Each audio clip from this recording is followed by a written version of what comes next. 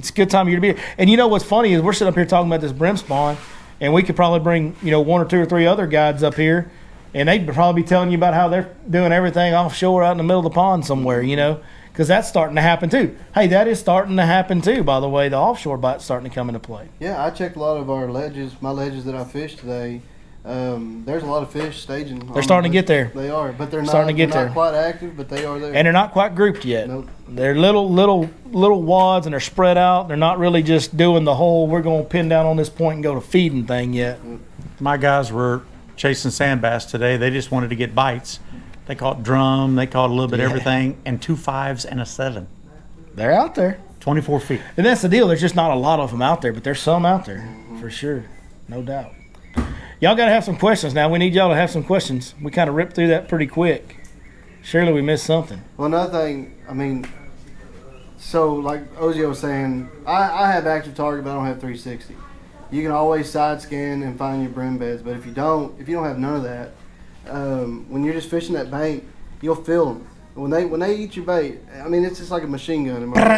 Whenever you keep feeling that, that's when you need to pull back and start fish out in front of that. That structure in that. Fish out and in front of that. That'll be your key for that. Yeah. I have found a lot of brim like to spawn in front of what is them needle grass. I can't remember what they're Pencil reeds. Reeds, pencil reeds?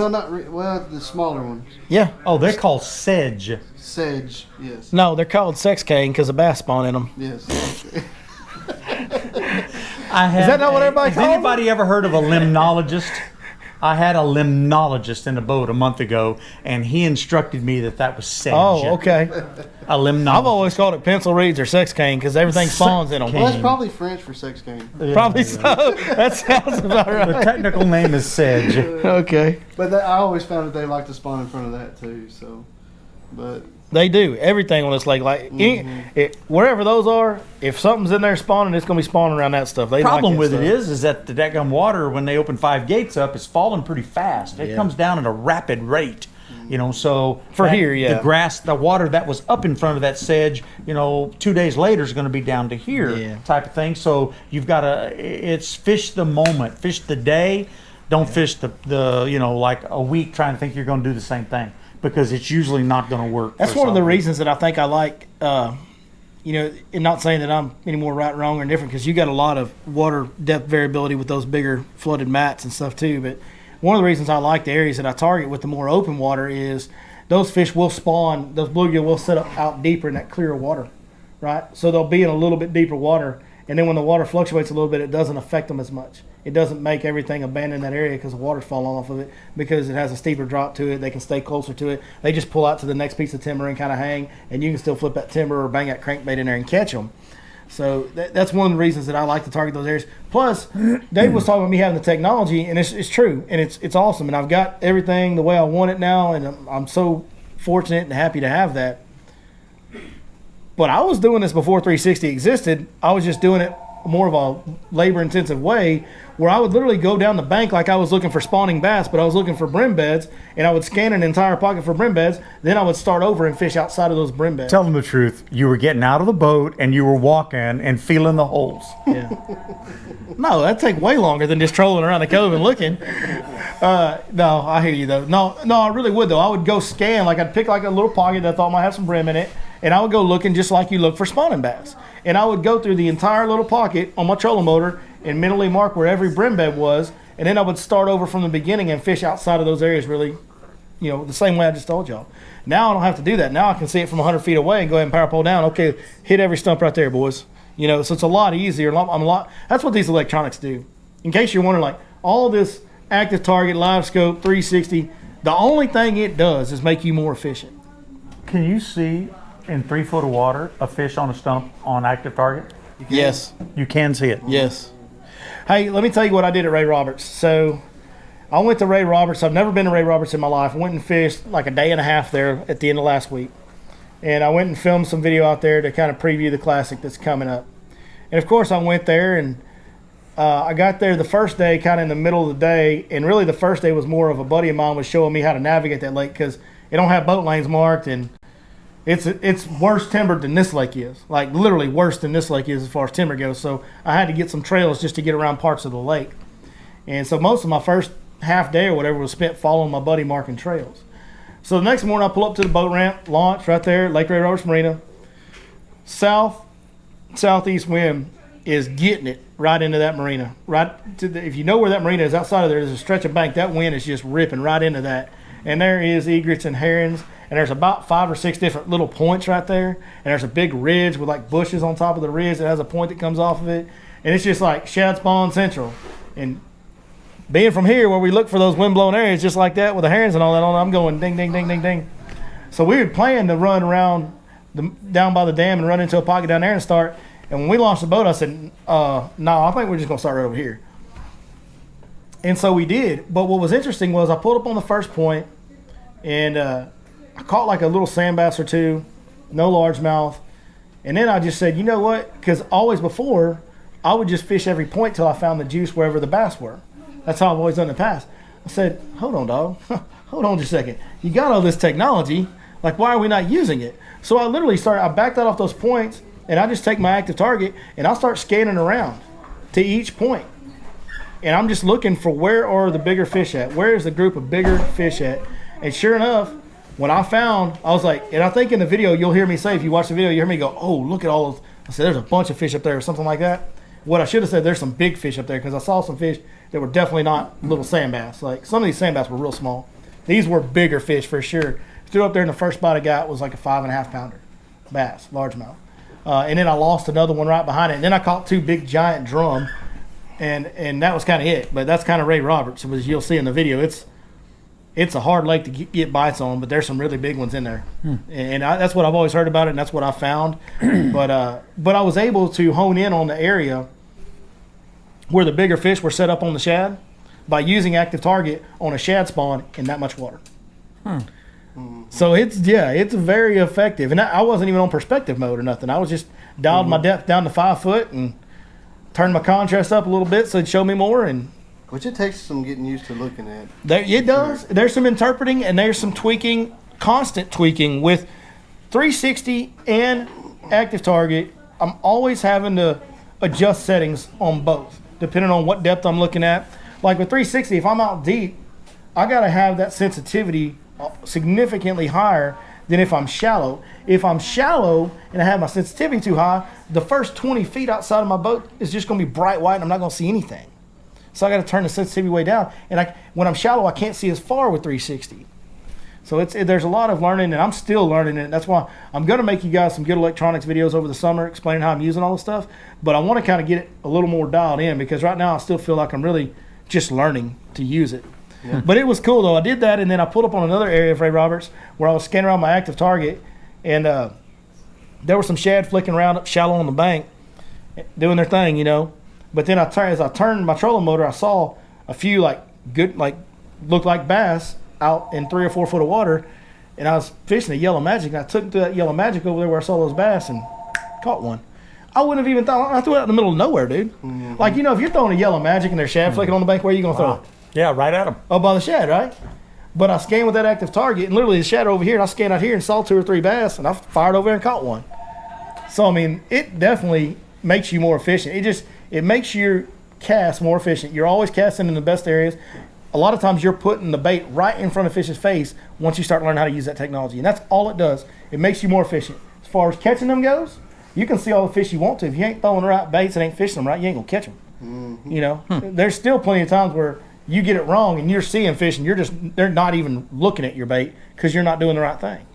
So, well, and to answer, you know, about the active target, when we went to Toledo last week, there was this little cypress tree on this point, and it was about 2-3 foot of water.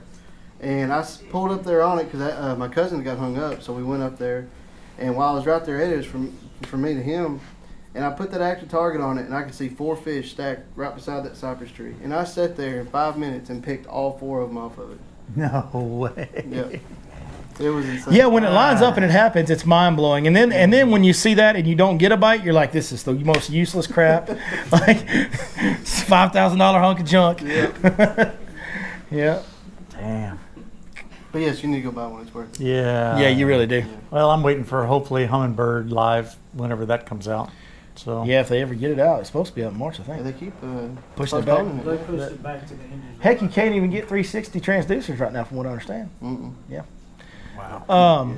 All right. Any question? Come on. Somebody's got to have one question. Here we go. Yeah, so with like a situation like tomorrow where we're going to get rain all night, it's probably going to cloud up the water a little bit. Are these darker colors going to hold up? Yeah, the darker colors are going to play better. The more the water gets churned up, the darker colors play better. The good news is you can throw dark colors in all conditions right now because if you're focusing on the brim pattern, right? Because they're already eating a dark colored bait fish. They're not eating a shad. Yeah. They're eating a dark colored bait fish. So that's going to work when the water's clear. And then as the water dirties up, they're going to be able to see the darker colors better in the dirtier water anyway. Yeah, so it'll still work. Maybe go to a little bit harder colors, you know. So like if you're pitching a plastic and you're not getting bit on the watermelon, pick up a black and blue or a June bug, you know. Just get a little bit harder, darker color. But I'm going to throw you a curveball. Okay. Curveball. I'm in Texoma last September fishing a championship there, and we're in a pocket in Eisenhower, and the guy I was fishing with, naturally the water's fairly clear, and I've got watermelon red or watermelon something translucent. He picks up June bug in this clear water under bright sunshine, boop, throws it up there, catches like 4 in a row. Yeah. And I can't get him to look at the translucent color I was throwing. So it's like, Triggered into something. I'm scratching my head going. I'll tell you that June bug is good. All June bug's good. Yeah, June bug's a good color, no red. doubt. June So bug you red can't is get a deal. hurt with June bug red. That's Absolutely. right. You know. One thing you need to keep in mind, though, you're thinking about this rain that's coming in tonight, and think about the amount of rain that we've got here over the week. What we're going to get tonight ain't going to do nothing. You know what I'm saying? Like, however's turned up and stained and churned up, like the gates are open, the muddy water's being sucked down to the south end. We've had inches and inches of rain all week. So this quarter or third of an inch that we're supposed to get tonight is not going to affect that water. The damage is already done. However dirty and bad it's going to get, it's already there. Okay, so, and really the lake is held up. I mean, you guys tell me pretty well, like watercolor wise, it's not bad. It's not blown out as I thought it would have been. No, I mean, you can find some dirtier water, but it's not. I would like, have expected by now that the muddy water would have already made it to the dam. You know, and there's been years past when it did get muddy all the way to the dam. Yep. You know, so but not seeing that. I think the good thing is we've had quite a bit of grass growth in the lake this year, early in the year, and we've got a lot of shoreline vegetation growth. And I think that's keeping some of that dirt pinned up behind some of that grass. Because if you don't have that grass and that dirt kind of gets out in the middle of these creek arms, then they open the gates. It sucks all the muddy water kind of down the lake more and churns it up more. But if it gets kind of pinned behind that grass, then yeah, you'll find some dirty water in the backbacks, but really most of the lake will still be pretty good. Well, and that's what it looks like right now. Most of the lake's got pretty good clarity. Which I'm getting pretty for here. I'm pretty impressed with the lake this year. I mean, everywhere we fish today, there was places last year that they didn't have grass. Grass is growing good this year. It is. It's growing really good. It's early in the year, and there's still not just near as much of it as we would like to see, obviously. Nothing like it was years and years ago, but for what we've had dealt with over the last 5 years, like we've got good growth early in the year, and if it continues to grow on this path that it's on now, by the time we get to fall, we're going to be in really, really, really good shape. It's a good start. because a lot of the places too that I'm fishing that have that weed out in the front, well then even if we get a big rain like this, out in the main is literally red, all right? But then you get it grows up to that weed, but then it's 10 shades clearer behind it. Oh yeah, yeah, on the flooded mats, Behind it, yeah, on the back side of it, and that's when the water's rising and too. That's why so, the frog yeah. bite is working, especially around that right there. It just depends on where they'll be positioned at based off of what this thing's doing, going up and down. And then in the location. Some of those locations, that water's a little bit deeper back there. Some of the locations, that water's a little bit shallower. So if the water goes down real quick, it cleans out. They're going to move up underneath it, which he's talking about punching that, Maybe my bad for not doing that, and maybe I should do that in those areas because catching some 4s, 5s, and 6s in there, why wouldn't they be under there? Yeah. And just that I've dumped 15 inches of rain out at my house up in Birch since last month. Yeah, he lives on the lake. Yeah, 15 inches is what we've got so far. It's crazy. And how long? Since last Monday. Since last Monday? Mm-hmm. Like this month, like 5 days ago? No, the Monday before. Okay, so for the last 12 days, we got 15 inches rain. I checked, but Rains County, the average rainfall is 44 inches. Dude, they're way over 30 now for the year. Way over 30. That's you, brother. That is me, John Siddle. My phone's about dead anyway. Sorry about dumping your phone there. I thought it was in the case, and I grabbed the case. Making kids cry, breaking people's phones. Hey, yeah, that's just, I came here to do two things. Was drink beer, mess stuff up. We all out of beer. What else? Anybody got any more questions? No? Well, all right, man. I can't believe this many people in the room. We only have one question tonight.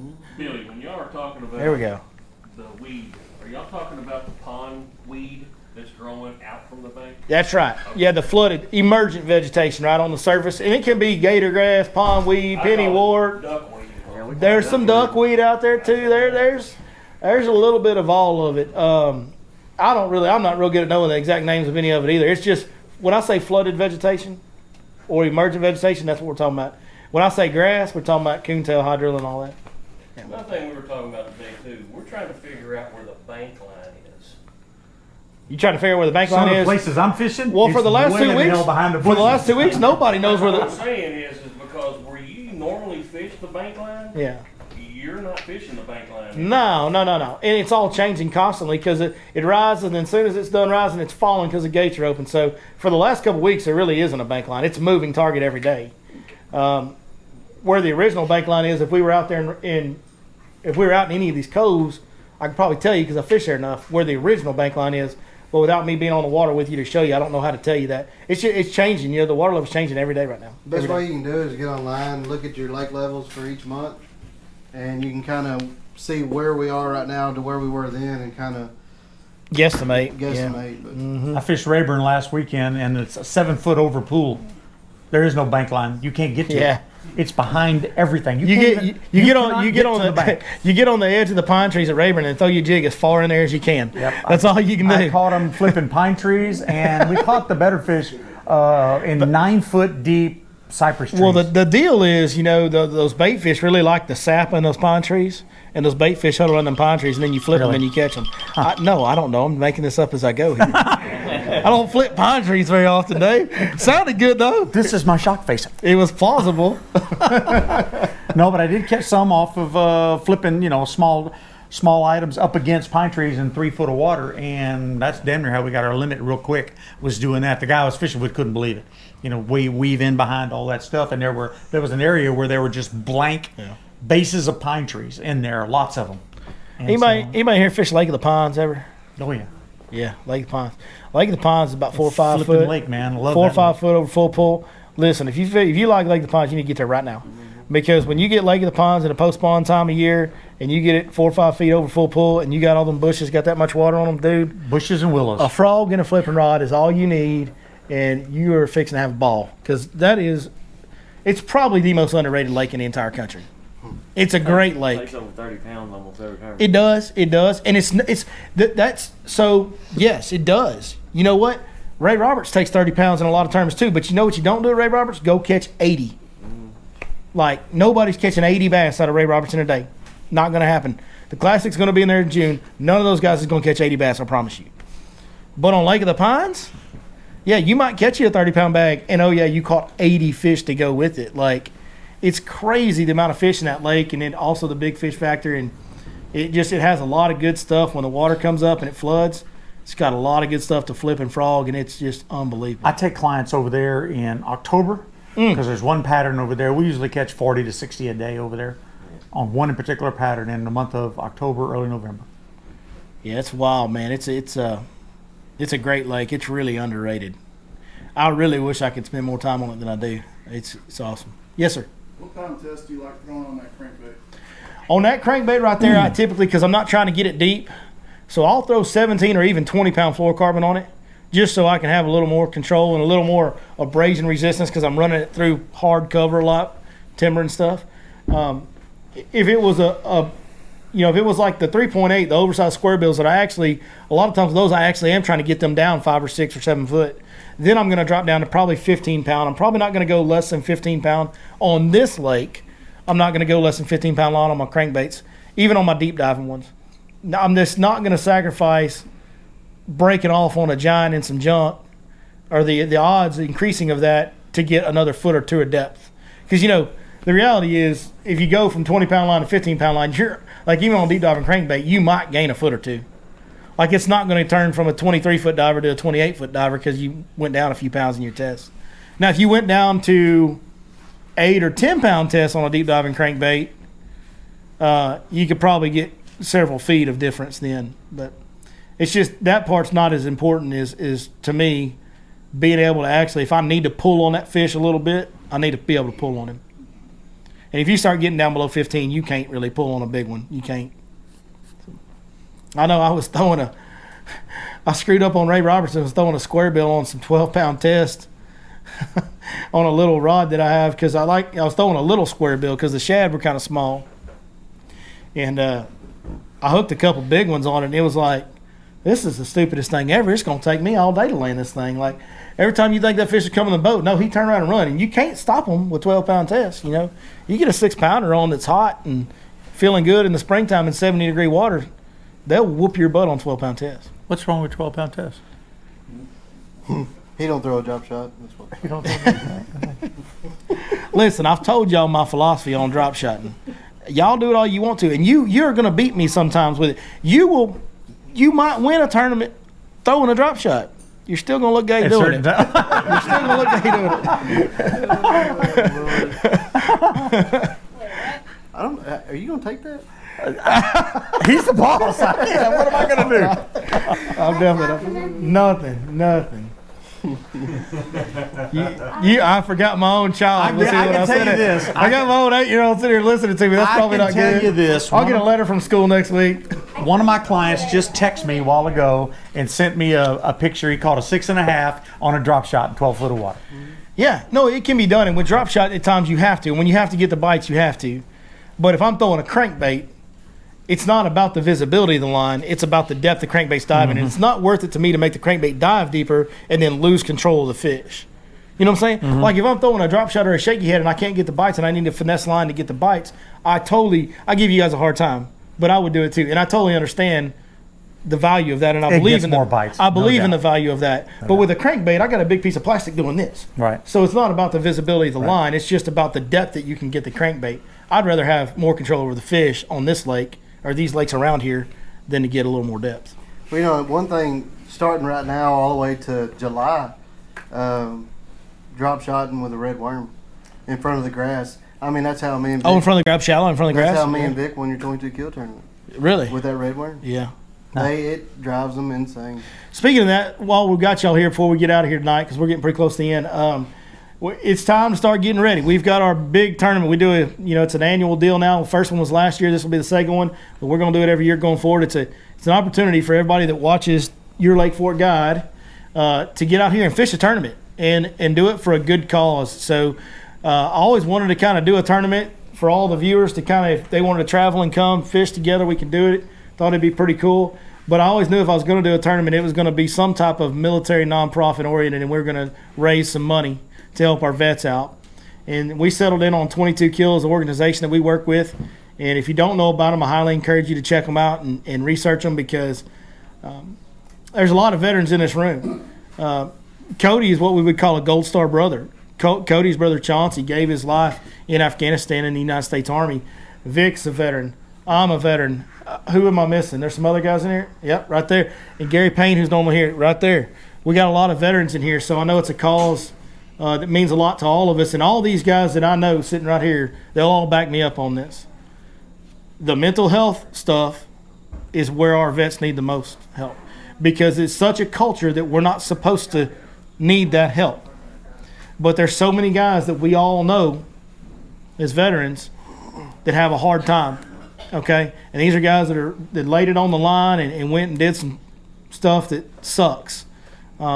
And they have a hard time functioning in life. And what 22 Kill does is come up with all kinds of ways to create outreach and create events that veterans can participate in, and like this fishing tournament or deer hunts or any kind of game hunts or just all kinds of fishing stuff, motorcycle riding, just cookout, barbecue cookout, like all kinds of events that they get these veterans to all come there, and then it becomes a community where it's you're comfortable because you're with other veterans. Okay, now we can talk a little bit.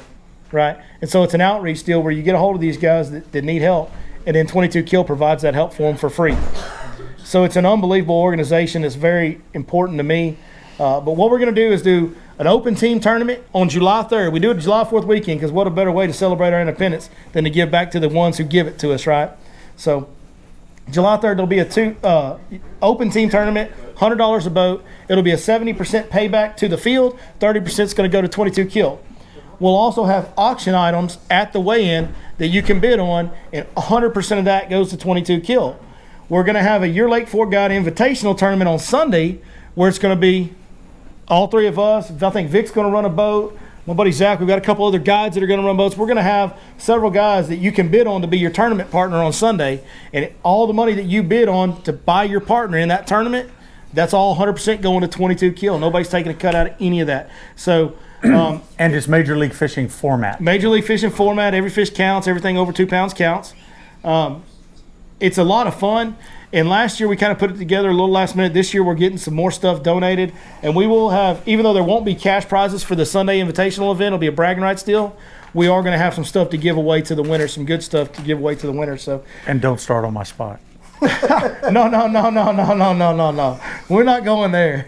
We're not going there. I was just there the other day. Because listen, oh my goodness. Anyway, that's the event. Now I got to tell you a story about Hole Buzzard #1 right here. No. So he was on the spot that I fish tournaments at all the time. No, there's a whole lot. We'll put 3 on it. It's none of your business. That's where it's at. Anyway, that's the event. We do have online registration available this year ahead of time. So I will be posting links on my Facebook and Instagram stuff, and I'm sure these guys will be sharing it as well. So just be on the lookout for that, and please get signed up and come participate. You can also just, if you can't make it, you can straight donate straight to 22 Kill through our online registration page as well. So, and I will be there at 8 o'clock. Oh, on that spot? Okay, here's the problem. And I know you like, listen, like I don't like talking bad about my elders, but like you're getting older, so I don't know if you remember everything the way it happened. I remember everything. Because the night before the tournament, registration's going on, we do a seminar, and then me and you over here in the restaurant, and we're talking about the next day, and we come to the realization that we're both fishing that area. And I've been fishing there early in the morning, like I've been starting my days there, and you'd been starting out on a little main lake deal and then coming there later in the morning. And so we talk about it, and you're like, I did tell him I'd be there at 9 o'clock. He goes, I won't be there till 9 o'clock. I'm like, oh, hell, I'll be gone by then, because we're starting at like 6 or whatever it was. And so I'm like, well, I'll be gone by then. Yeah, that'll work out perfect. So we take out from here. This was our launch area. And it's all, like it's way over that way on the other side of the lake. So I'm running, and David stops on his main lake spot down here somewhere, not too far. And while I'm running, I'm getting text notifications of David catching 2-pounders. I ain't even put it off plane yet. My phone's buzzing with David catching 2-pounders. And I'm like, okay. And this is, remember, every fish counts MLF format, so I'm getting behind already. We pull in there, and the first bite we get, the customer that bought me as his partner last year catches like, I think it was a 6'11". There you go, 6'11". So he catches a 6'11". Now we're in the lead with one fish. I'm like, ha, David, got you. 20 minutes after he catches this fish, and he's about a 15-minute boat run away, this sucker shows up in there. I'm like, what happened to 9 o'clock, dog? And then pulls in there, and we're both kind of catching a couple little fish here or there, and then he catches the big bass of the tournament right in front of me. 732. Yeah. And those were the 2 biggest bass caught that day. Right under his nose. And they were like a cast away from each other. Probably caught it on a drop shot. Nope. Swim jig. No, it wasn't either. You were swimming that dumb worm in there. Swimming a ultra vibe speed worm. That's right. He was swimming a speed worm through the grass, and the grass was real thick. And he goes, "What?" And I told him we were catching him on a chatterbait. And he's like, "How the heck are you even fishing a chatterbait in here?" Throwing a chatterbait. You didn't have a lawnmower to fish that thing. We were getting it, dude. We had that braid on there. And we were catching them. We caught some fish up there, and then I just never could get on anything the rest of the day. We had one offshore spot where we caught 1 or 2, and then we just couldn't get anything going offshore. But if you remember, the whole tournament kind of fizzled out towards the end of the day. And at the very end, or 30 minutes to go, I'm leading. 5 minutes when he caught. 5 minutes to go, I'm leading, and I'm thinking my guy's all happy and everything. Here comes Jonathan Bowling. He's leading, and I'm in second by like 2 pounds or something like that. So if I just catch a decent one, I'm going to take over, but we're not getting I'm sitting on a point, throwing a drop shot. Here comes Jonathan Bowling. Pulls up, and I'm thinking, what is he going to do? And he pulls in right behind me, and he's graphing around up on the top of this flat that's in 17 foot of water. I told the guy, I said, He ain't gonna catch nothing up there. We're just throwing out there. I'm looking. We got 5 minutes left. And John's in third, about 3 or 4 pounds behind Dave. He flips the trolling motor over. And so we're going on, and we're just talking. Next thing I know, this is what I see. Boat up. 546. He wins. Yeah. Yeah. He won with like, I mean, I was already running in. Like, I think we had just pulled into the marina when he caught the fish because we just had a few minutes left. But yeah, he was a few pounds behind David and a pound or two behind me, and he passed both of us and went into first. So it was a good time. He's coming. He's going to be here this year. He's going to be one of the guys you can have as a partner in the auction as well. So we'll have several guys there for you guys to choose from. But it's going to be a lot of fun. As you guys can probably tell, it's a ton of fun. The Saturday event's great. I mean, it's just such a great organization. It's such a great atmosphere and just aura about the whole thing because of what it represents and what it's for. And I was really, really proud of what we were able to pull off last year, and I'm really excited about it. So y'all come join us if you can. And if anybody else got any questions, I don't want to leave anything unanswered. But So open tournament on the 3rd, 5-fish stringer. Yep.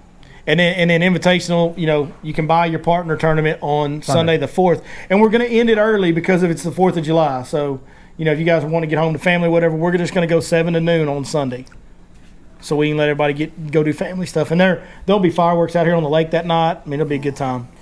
Not only does correct me if I'm wrong, but 22 Kill doesn't just do veterans. They do police First responders as well. Yeah. Veterans and first responders, absolutely. Yep, absolutely. Yes. All right. Everybody good? No more questions? Well, hey, man, thank each and every one of y'all very much for staying. All y'all stayed the whole time. I really appreciate it. Huge crowd tonight.